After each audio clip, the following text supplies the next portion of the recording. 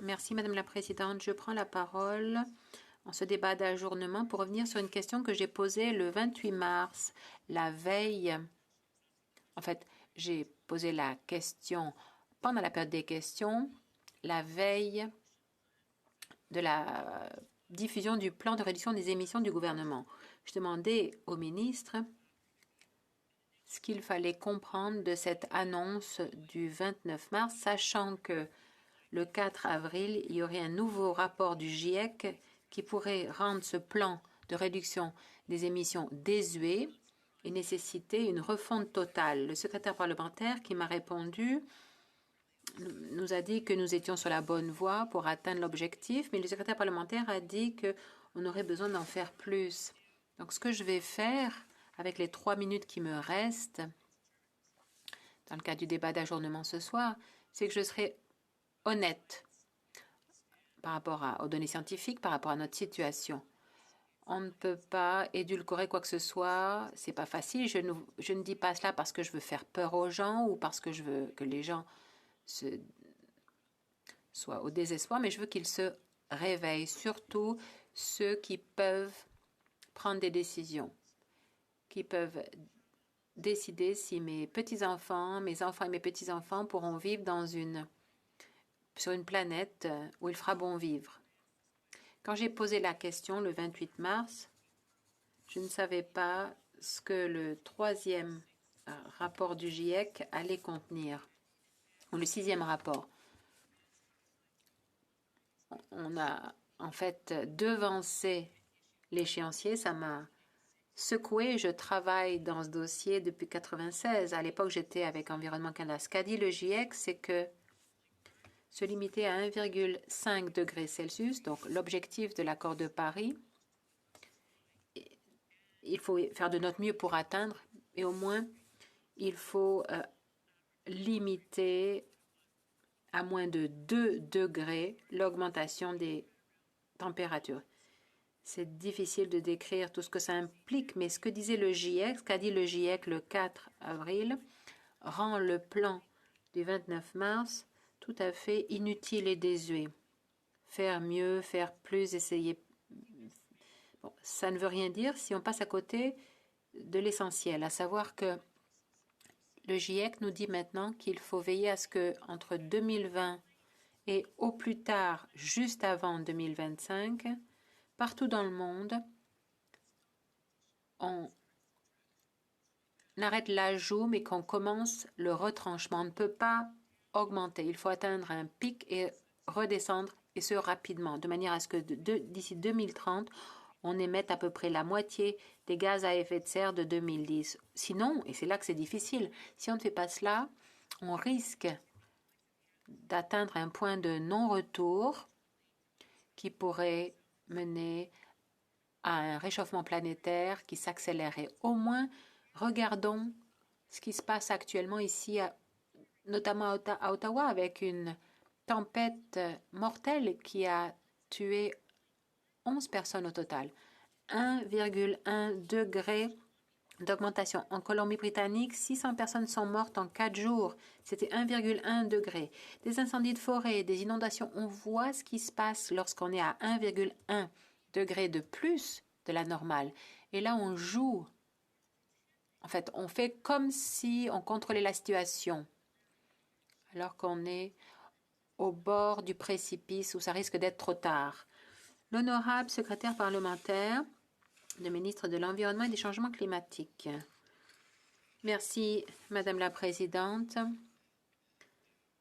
Et merci à mon ami et honorable collègue de Saanich Gulf Islands.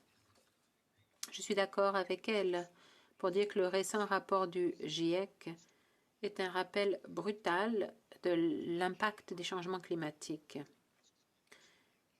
À mesure que les impacts climatiques s'intensifient, il devient de plus en plus évident que le passage à une économie propre et carboneutre est essentiel pour protéger le bien-être des Canadiens et des collectivités et pour assurer l'avenir économique du Canada. À la COP 26, le Canada a annoncé qu'il prendrait des mesures supplémentaires pour réduire considérablement les émissions de GES du secteur pétrolier et gazier en fixant des plafonds d'émissions.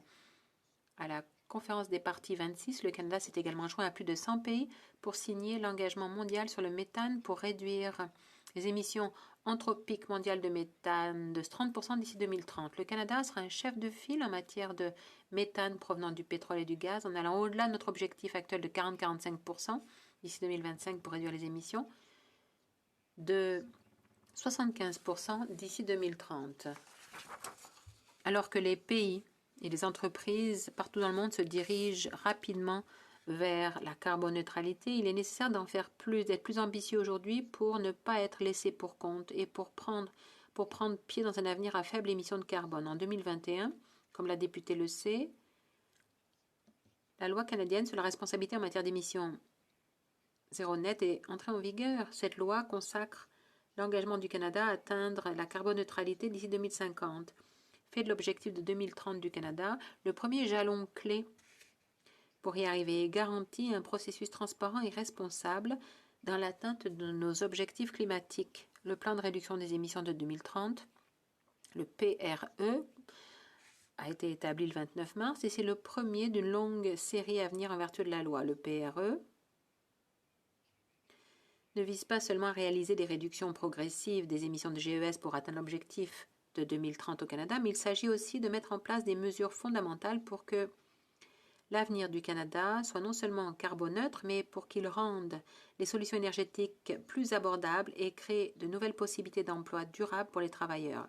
Le PRE comprend une série de nouvelles mesures et des stratégies d'atténuation qui s'appuient sur le fondement établi par le cadre pan-canadien ou le plan climatique 2020.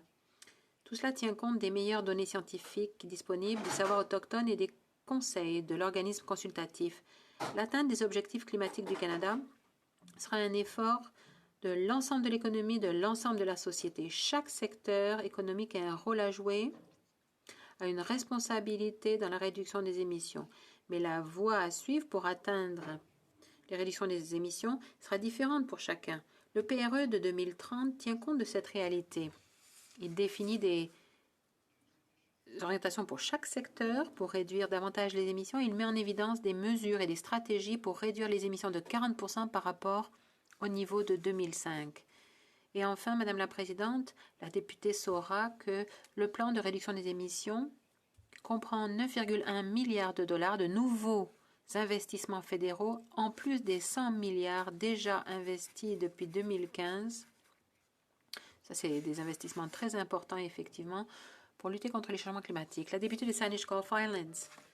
Eh bien, avec une minute qui me reste, Madame la Présidente, je vais être très claire avec mon ami secrétaire parlementaire. La carboneutralité d'ici 2050, c'est de la pure folie, c'est de la fraude.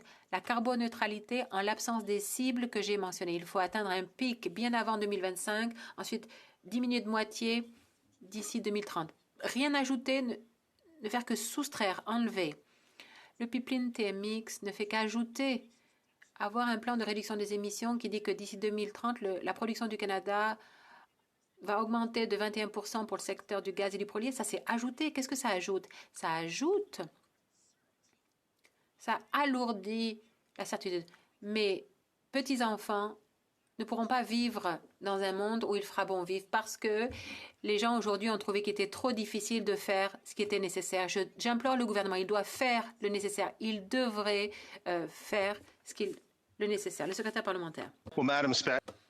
Madame la Présidente, avec tout le respect que je dois à ma collègue, nous investissons dans la nature, dans les solutions pour réduire encore plus les émissions. Nous investissons pour appuyer un avenir durable pour les agriculteurs. Nous limitons la pollution du secteur gazier et pétrolier en instaurant des plafonds d'émissions. Et nous allons aussi limiter tout cela pour atteindre la carboneutralité d'ici 2050. Le gouvernement pourra atteindre ses objectifs et saisir d'autres débouchés.